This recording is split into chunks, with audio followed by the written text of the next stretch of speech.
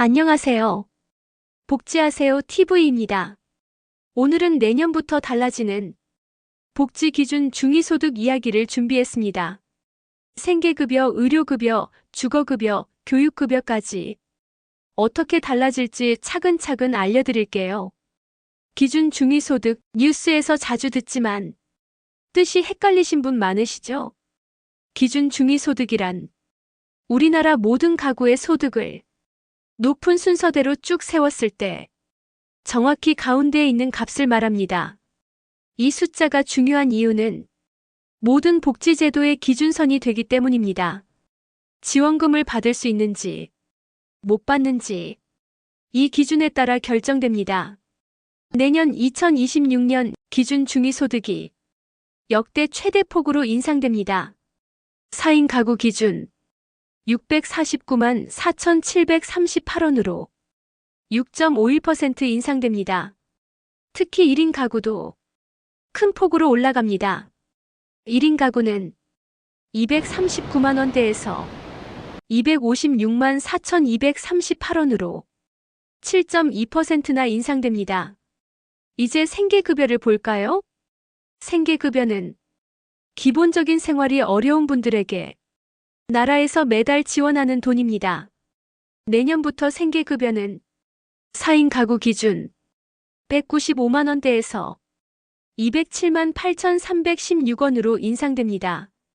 1인 가구는 76만 5천 원대에서 82만 556원으로 올라갑니다. 이 변화로 인해 약 4만 명이 새롭게 생계급여를 받게 될 전망입니다. 생계급여뿐만 아니라 다른 복지급여도 영향을 받습니다. 의료급여, 주거급여, 교육급여가 그 대상입니다. 급여별 기준 비율은 그대로입니다. 생계급여는 32%, 의료급여는 40%, 주거급여는 48%, 교육급여는 50%입니다. 의료급여는 본인 부담금을 제외하고 나머지 의료비를 지원합니다. 1년에 외래진료 365회를 넘는 횟수에 대해서는 30%를 부담해야 합니다. 내년부터 달라지는 점이 있습니다. 정신질환 치료에 필요한 장기 지속형 주사제는 본인 부담률이 5%에서 2%로 낮아집니다. 다음은 주거급여입니다. 월세 사시는 분들에게는 반가운 소식입니다. 주거급여 기준 임대료가 1만 7천 원에서 3만 9천 원까지 인상됩니다. 금액은 거주 지역과 가구원 수에 따라 다릅니다. 교육급여도 지원이 조금 더 늘어납니다. 교육활동 지원비가 평균 6% 인상됩니다. 아이들 교육에 조금 더 도움이 됩니다. 정부는 단순히 돈만 주는 복지를 넘어 자립을 돕는 방향으로도 바뀌고 있습니다. 청년층에는 근로소득 공제 대상이 확대됩니다. 이제 일을 하면서도 기초생활보장 혜택을 함께 받을 수 있는 길이 열립니다. 자동차 재산 기준도 완화됩니다. 승합차나 화물차, 다자녀 가구는 재산 기준이 완화됩니다. 부양비 기준도 바뀝니다. 가족이 조금 도와줬다고 해서 수급에서 제외되던 부분이 완화됩니다. 이 모든 변화로 혜택을 받을 수 있는 사람이 더 늘어나게 됩니다.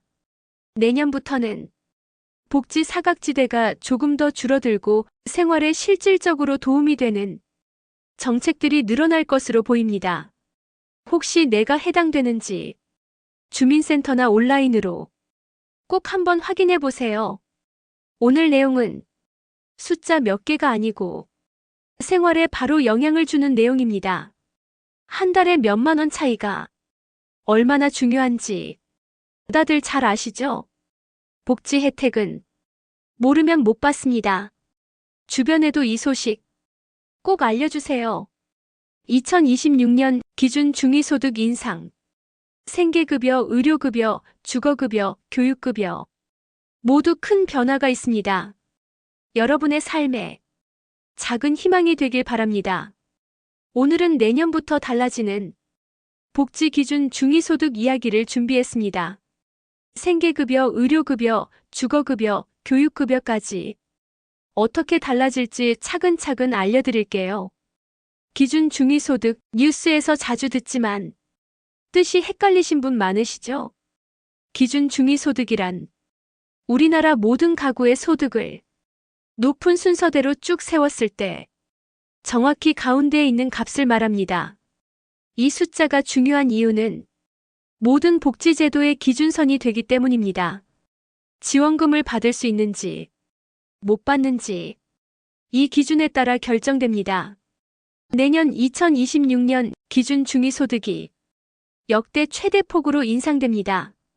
4인 가구 기준 649만 4,738원으로 6.51% 인상됩니다. 특히 1인 가구도 큰 폭으로 올라갑니다. 1인 가구는 239만 원대에서 256만 4,238원으로 7.2%나 인상됩니다. 이제 생계급여를 볼까요? 생계급여는 기본적인 생활이 어려운 분들에게 나라에서 매달 지원하는 돈입니다. 내년부터 생계급여는 4인 가구 기준 195만 원대에서 207만 8,316원으로 인상됩니다. 1인 가구는 76만 5천 원대에서 82만 556원으로 올라갑니다. 이 변화로 인해 약 4만 명이 새롭게 생계급여를 받게 될 전망입니다. 생계급여뿐만 아니라 다른 복지급여도 영향을 받습니다. 의료급여, 주거급여, 교육급여가 그 대상입니다. 급여별 기준 비율은 그대로입니다. 생계급여는 32%, 의료급여는 40%, 주거급여는 48%, 교육급여는 50%입니다. 의료급여는 본인 부담금을 제외하고 나머지 의료비를 지원합니다. 1년에 외래진료 365회를 넘는 횟수에 대해서는 30%를 부담해야 합니다. 내년부터 달라지는 점이 있습니다. 정신질환 치료에 필요한 장기 지속형 주사제는 본인 부담률이 5%에서 2%로 낮아집니다. 다음은 주거급여입니다. 월세 사시는 분들에게는 반가운 소식입니다. 주거급여 기준 임대료가 1만 7천 원에서 3만 9천 원까지 인상됩니다. 금액은 거주 지역과 가구원 수에 따라 다릅니다. 교육급여도 지원이 조금 더 늘어납니다. 교육활동 지원비가 평균 6% 인상됩니다. 아이들 교육에 조금 더 도움이 됩니다. 정부는 단순히 돈만 주는 복지를 넘어 자립을 돕는 방향으로도 바뀌고 있습니다. 청년층에는 근로소득 공제 대상이 확대됩니다. 이제 일을 하면서도 기초생활보장 혜택을 함께 받을 수 있는 길이 열립니다. 자동차 재산 기준도 완화됩니다. 승합차나 화물차, 다자녀 가구는 재산 기준이 완화됩니다. 부양비 기준도 바뀝니다. 가족이 조금 도와줬다고 해서 수급에서 제외되던 부분이 완화됩니다. 이 모든 변화로 혜택을 받을 수 있는 사람이 더 늘어나게 됩니다.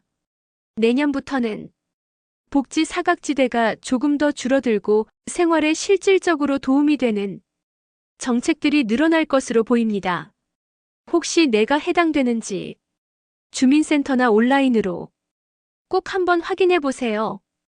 오늘 내용은 숫자 몇 개가 아니고 생활에 바로 영향을 주는 내용입니다. 한 달에 몇만 원 차이가 얼마나 중요한지 다들 잘 아시죠? 복지 혜택은 모르면 못 받습니다. 주변에도 이 소식 꼭 알려주세요. 2026년 기준 중위소득 인상, 생계급여, 의료급여, 주거급여, 교육급여 모두 큰 변화가 있습니다. 여러분의 삶에 작은 희망이 되길 바랍니다. 오늘 내용이 도움이 되셨다면 좋아요, 구독 부탁드립니다. 지금까지 복지하세요 TV였습니다. 시청해주셔서 감사합니다.